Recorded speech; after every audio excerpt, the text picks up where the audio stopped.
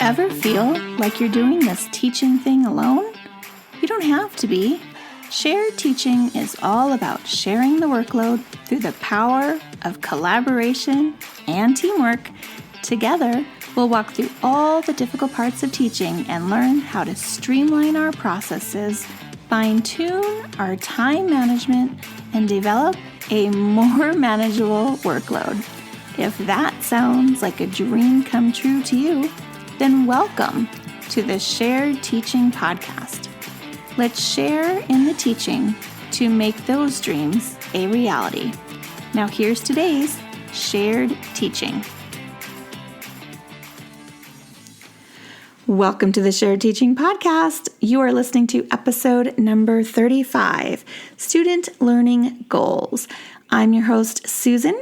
And before we dive into today's episode, I just wanted to take a moment to say if you've been a listener with me, I appreciate you and I thank you very much for hanging in there and listening. But I also want to say that I am very sorry. It's been very hard to keep up with podcast, blog posts, and my full-time teaching job. So as you may know, this year is very crazy.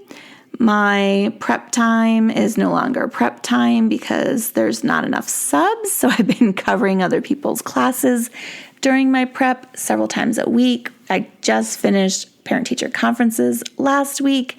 And I gotta say, I am more mentally exhausted than I have been since when COVID first started. So I feel your pain. I am in the same boat as you, but I am doing my best to do a quality job, the best of my ability, but still try to maintain a little bit of my sanity for when I am home. So let's go ahead and get into today's episode. So today's episode is all about setting student learning goals that are manageable in your classroom. So I know when you're first starting out teaching, there's so many things going on, new programs to learn, curriculum to figure out, and a lot of it is not taught in your teacher preparation program. I know, I get it. That is exactly what happened to me when I first started teaching. So let me just say, you are not alone in feeling so overwhelmed. Even veteran teachers like myself are feeling overwhelmed right now.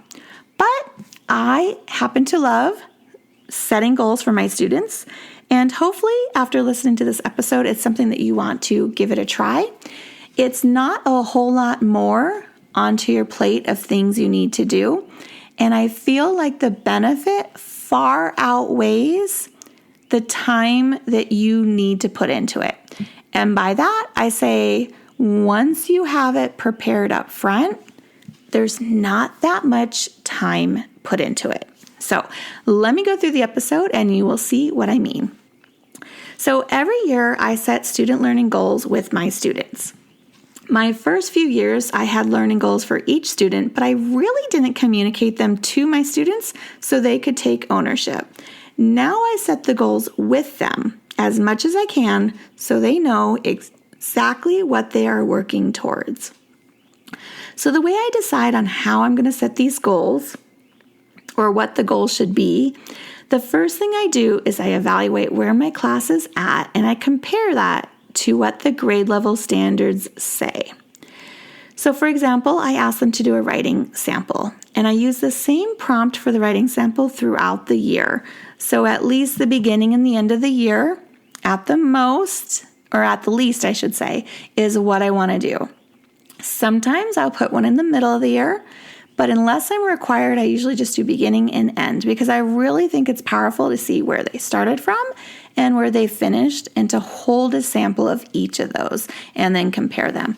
I also do this, little side note, tip, during parent-teacher conferences. I pull a writing sample from their writing folder that is current and I share it with families.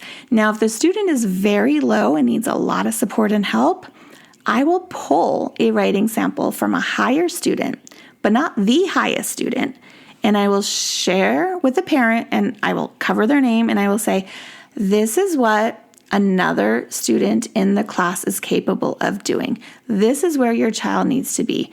This is where they currently are, because sometimes they need that visual as a wake-up call for, hey, I think I need to work with my child while they're at home, because they can see how far apart those two writing samples are.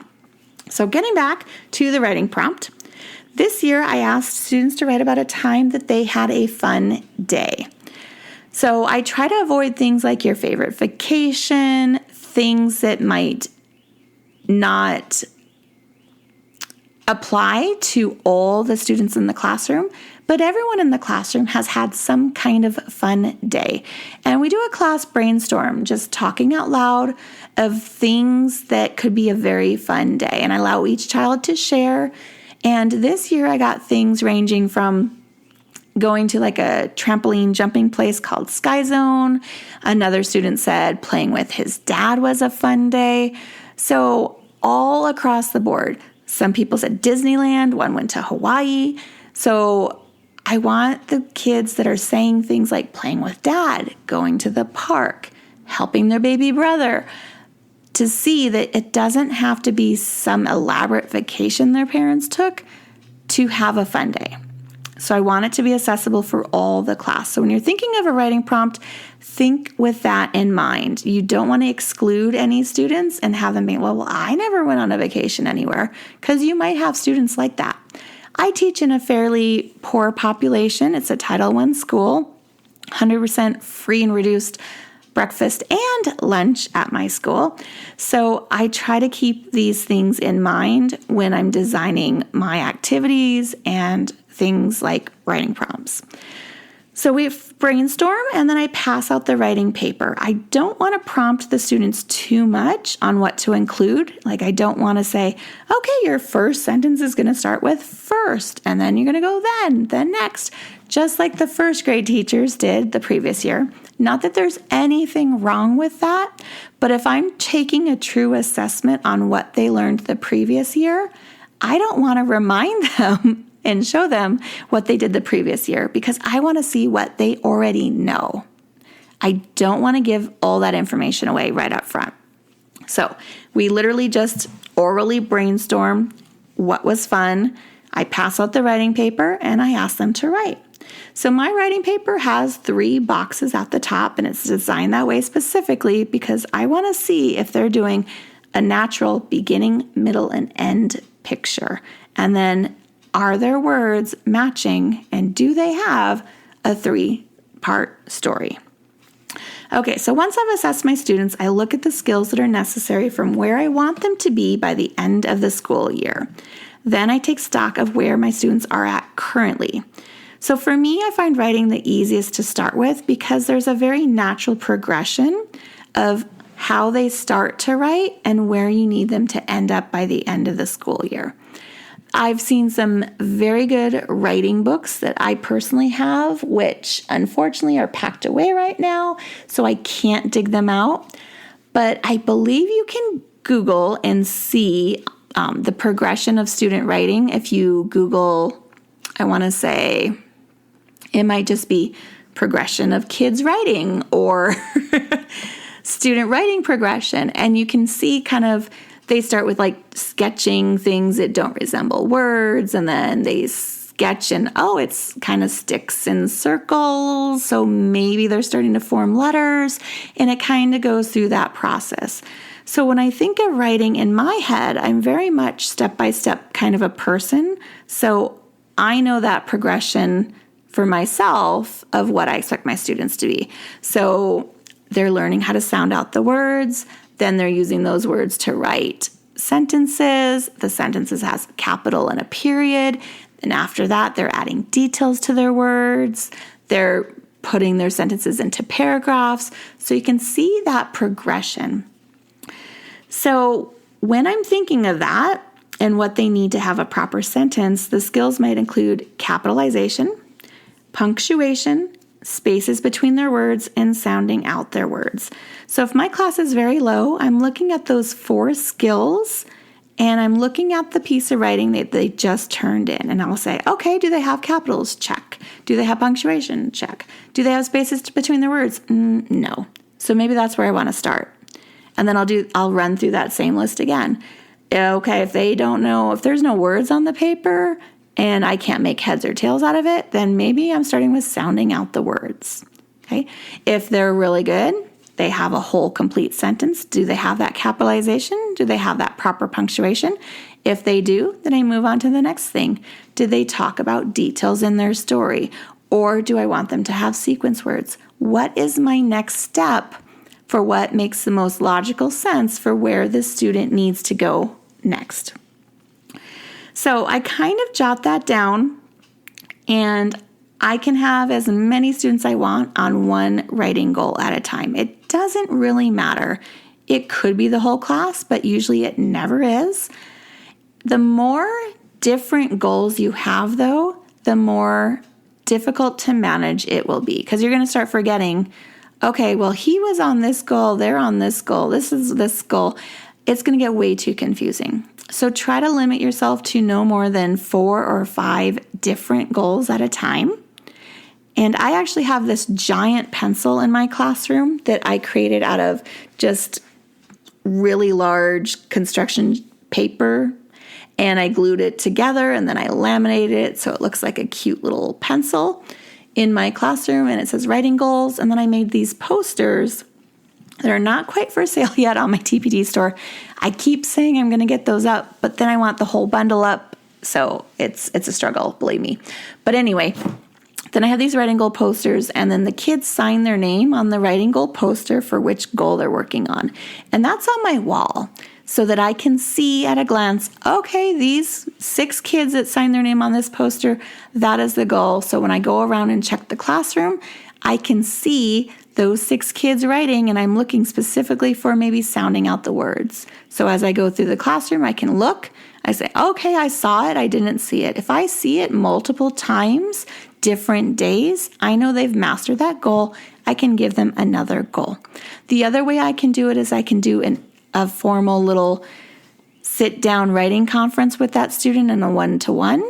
But I prefer the whole walking around the classroom, having a quick stop and chat method, which I got from Lucy Calkins.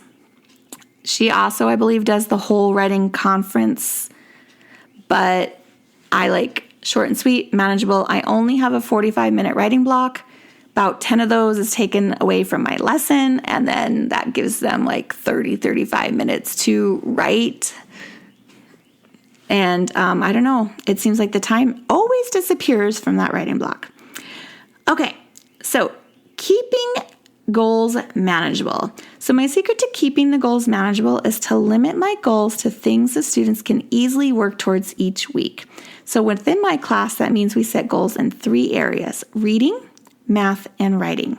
My reading goals are fluency based, and I have a secondary goal for myself of improving the reading level, but they are communicated with regards to where the reading level is. But I try not to make it a huge deal because some kids will jump up several levels in a year, some kids will not.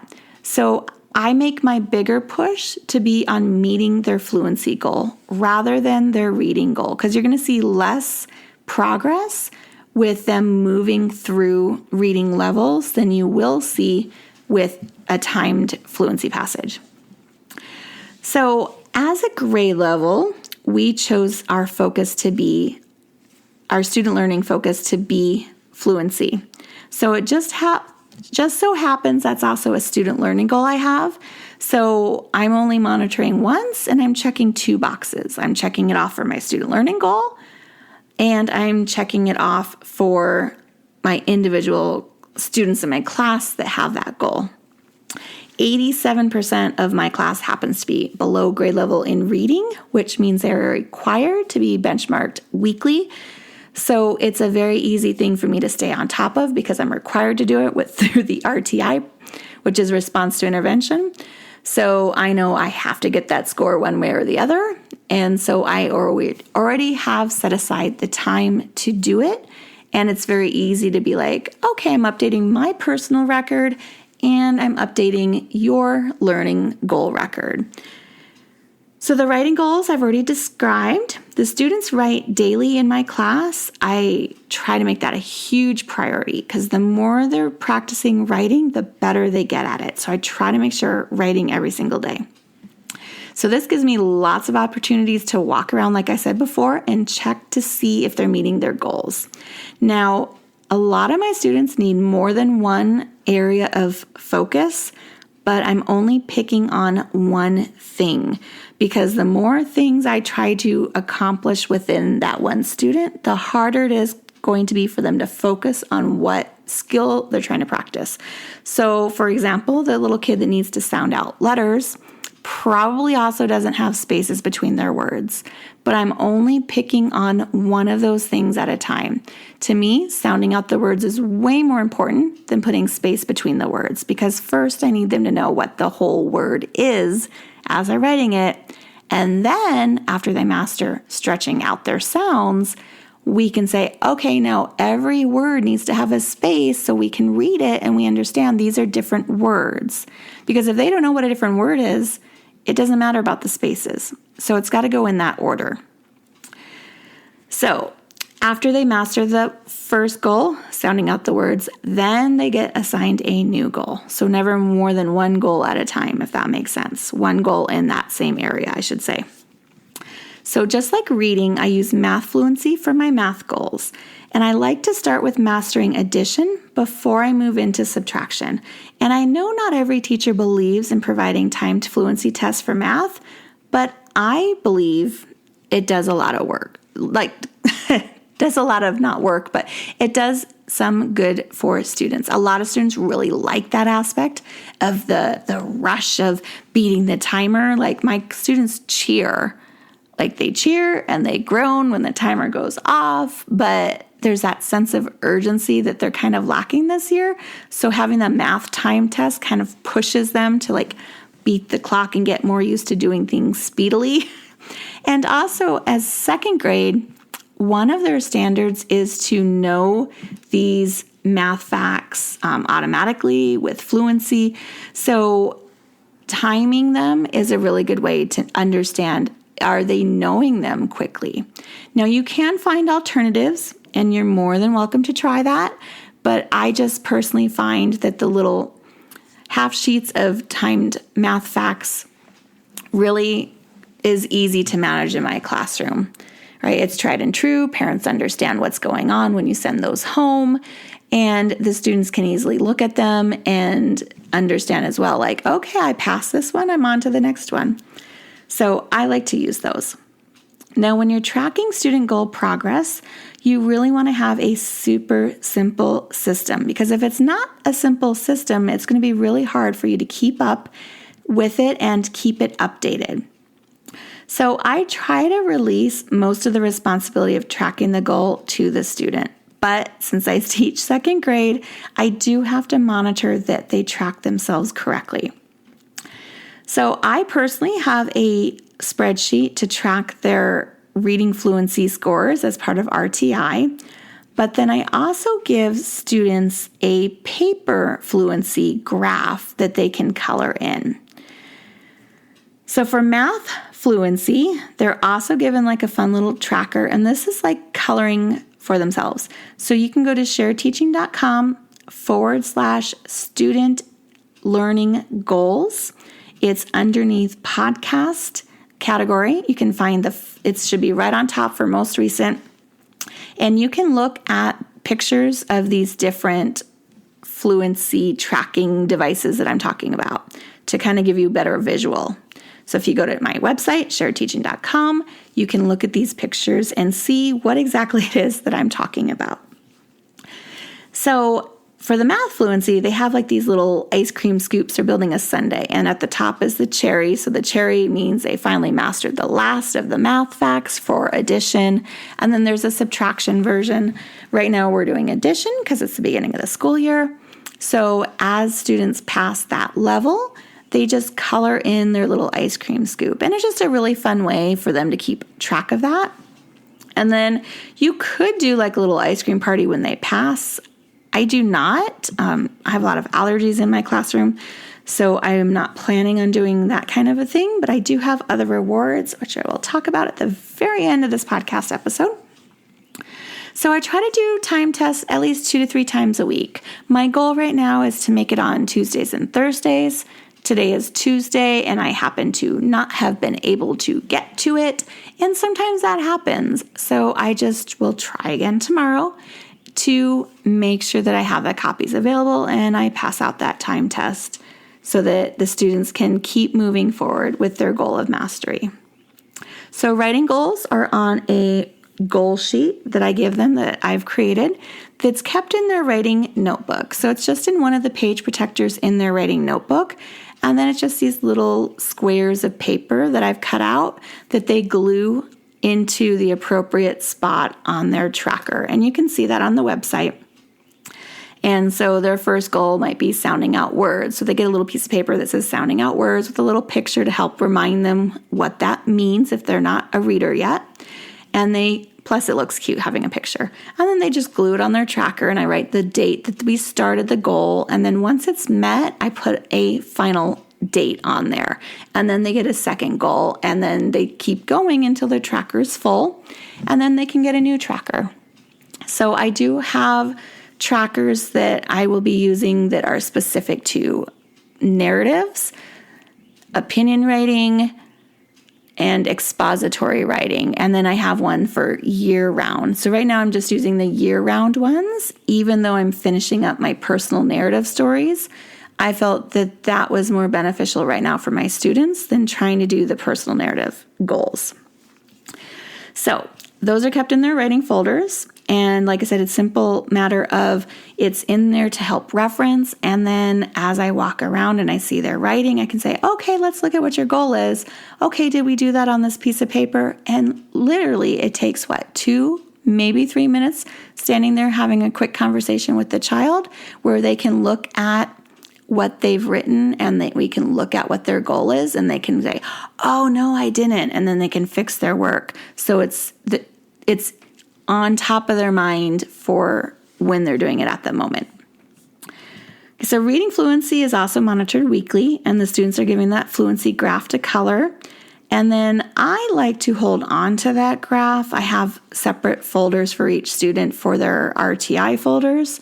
So I just slide it into their file folder. Sorry, I'm drawing blanks. Manila file folder. It's just labeled with their name on it. I slide it in there. I keep it in my teacher desk drawer.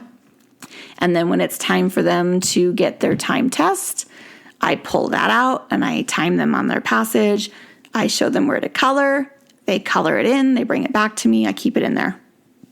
When it's complete, it gets photocopied so I can keep a copy for my records. And then I send one home. The reason why I keep a photocopy for my records is because when conference time comes, I have a nice visual record for the parents. And then if they didn't see it coming home, this is the time they could be like, oh yeah, look at that. And parents see more clearly, just like the student does, of them going up and down and fluctuating in their score, or they'll see they're kind of like plateaued and they're not progressing anywhere. So I like to keep a copy for parents to see. So I hope this episode's provided you with some ideas on how to get started with student learning goals. I find providing students with just a few personalized goals, can help them feel empowered in their own learning. Younger students, of course, love to see their progress. So offering them fun incentives, I told you I was going to come back to that, is a great way to keep their motivation as well. As much as I try to instill intrinsic motivation among my class, sometimes you just need that external reward. So I never really tell them I'm doing it, but once the first person gets it, they understand, ooh, I'm getting something for that now. So I like to enroll my class in the Pizza Hut Book It program. It's free if you don't know anything about it. They had it when I was a kid. It's been around that long, probably a good 20 years they've had this Book It program. And they send you little certificates that you can give the student. It's like a little coupon that's worth a free personal pizza at Pizza Hut. So Pizza Hut, thank you so much for your support towards literacy and helping teachers foster a love of literacy using your pizzas as incentives. And please go ahead and check that out. I don't know if it's open year-round to sign up. And if it's not, please make a note of it to do it for next year because it's a free thing. You can get it digitally. You can just I always go for paper because I like the tangible thing I can hand the student and be like, here's your coupon. And then the other thing I did is I went to a local trampoline gym and I said, hey, I'm a teacher in the neighborhood. And my daughter loves to go to this place, so that helped. She was with me that day, and I said, I'm a teacher in the neighborhood, and I was just wondering if you had some kind of incentive that I could take to my students to get them excited about goals. And they gave me a massive stack of coupons worth 1 hour of free play. No cost involved. Parents just show up and give them this little coupon to play there for 1 hour.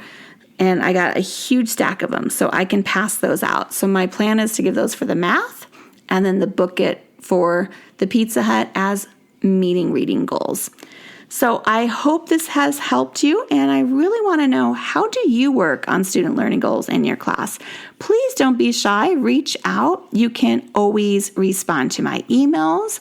You can find me on social media and send me a DM. I am at Shared Teaching across all platforms. Or you can always leave me a review and rate me on iTunes and comment 2 episodes there. So thank you so much for listening, and I will talk to you next time. Bye-bye. If you've loved this show, then join me in sharing the teaching, hitting that subscribe button, and leaving us a review on iTunes, so we can be found by more teachers like you who are ready to start sharing the workload. I hope you've enjoyed this episode. Find new episodes each week on sharedteaching.com. Thanks for listening to the Shared Teaching Podcast.